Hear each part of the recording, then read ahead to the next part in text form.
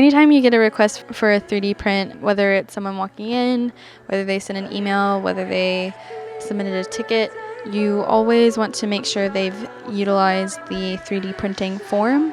If you don't know how to find this or you're not sure how to direct them to it, you can search for it in the Hendrix homepage search bar with any combination of the words 3D printing request, and it will always be the first thing that comes up.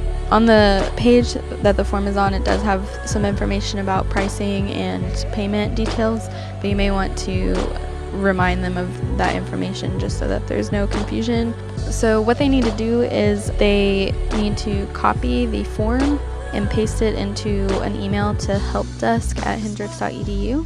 So when you get the ticket in dispatch, you want to always set it to an incident, and the category is always going to be multimedia production.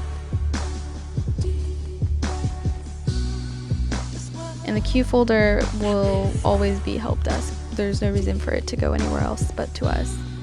So I didn't change the title here, but typically you'll want the title to be the person's last name, 3D, and a simplified name of the object.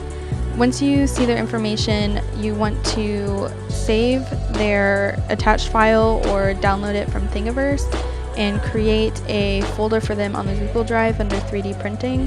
And the folder for them, if it doesn't already exist, will be last name, comma, first name. And you want to save their file to the folder in the Google Drive with just the clearest name possible so that you can tell what the item is without having to download it and open it in Makerware. And then you want to go back to the ticket and create a memo saying when you start the print, like the day and your initials, obviously. But you also want to create a memo for any information, especially if there's multiple objects being printed, just so that you can keep track of everything that you're printing and keep track of any errors.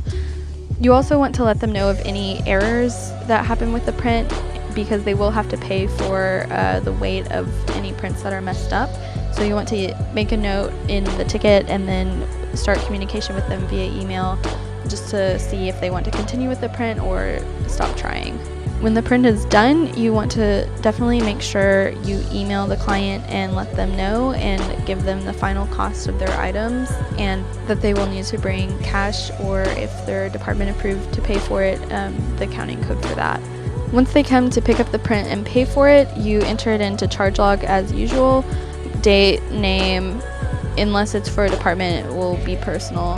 For dimensions, you want to do the weight of the print in grams, and then just cash or code, and then the total and your initials.